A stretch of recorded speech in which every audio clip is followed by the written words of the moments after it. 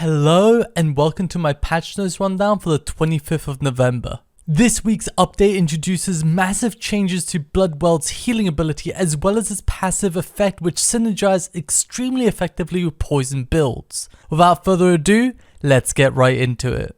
Wood spirits have been added to various drop tables across the game, mostly replacing tree log drops. Elder Wood Spirit is the only valuable wood spirit, which is dropped by liverworts, Archean mammoths, camel warriors, Araxi, Solak, and Mazcab raids.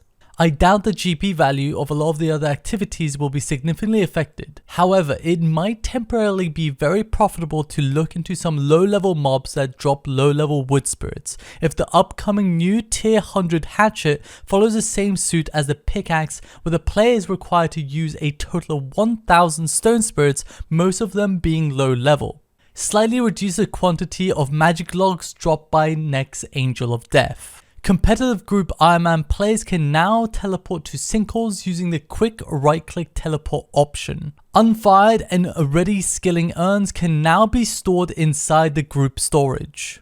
All ranged magic and melee tank armors now provide a life point boost at a similar scale to necromancy tank armor. The Altar of War will now reset the cooldown of Power Burst of Vitality if the player's last drunk Power Burst was a Power Burst of Vitality. It's important to mention that players will require the Ability Cooldown Reset unlock from War's Shop to take advantage of this effect. Healing from Blood Reaver, Unicorn, and Bunyip will no longer interrupt channeled abilities. The cost of using scrolls has been increased from 4.8 to 12 summoning points with a spirit cape and 6 to 15 without. To put this into healing terms, with spirit cape, prism of restoration, and spirit weed incense, which are all pretty standard when using Blood Reaver in active combat encounters, the healing went from 15,700 life points per minute to 6,300, a 60% reduction in the total potential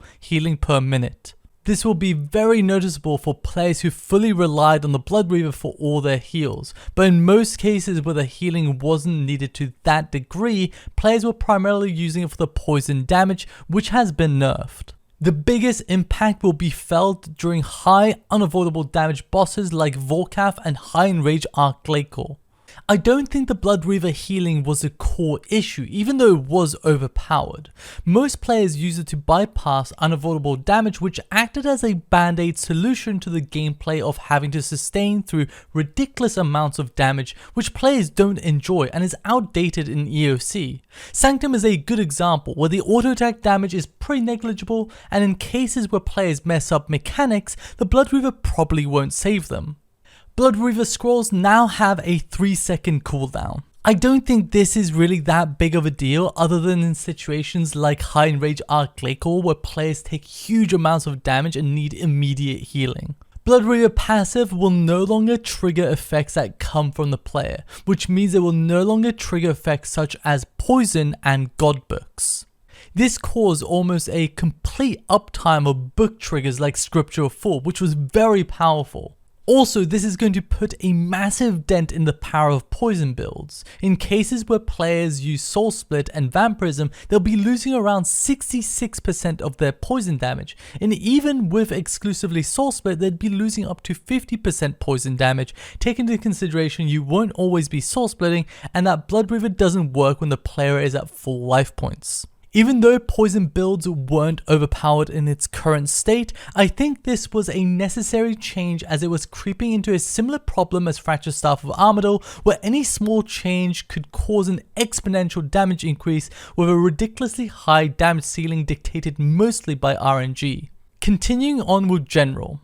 The scruffy note found on the center table within the Scarabite Cave has now been added as a Master Quest Cape requirement and achievement. Move the dedicated Slayer auras from the combat category to skilling aura within the aura management interface. Premier membership tokens can now be added to the currency pouch. And that's it for this week's patch notes. With the introduction of Sanctum of Rebirth, I'm hopeful that PvM is going in the direction of focusing on mechanics rather than artificial difficulties like unavoidable damage, to the point where even the old Blood Reaver would have naturally faded away from being meta. Anyways, that's it from me. Thank you for watching and take care.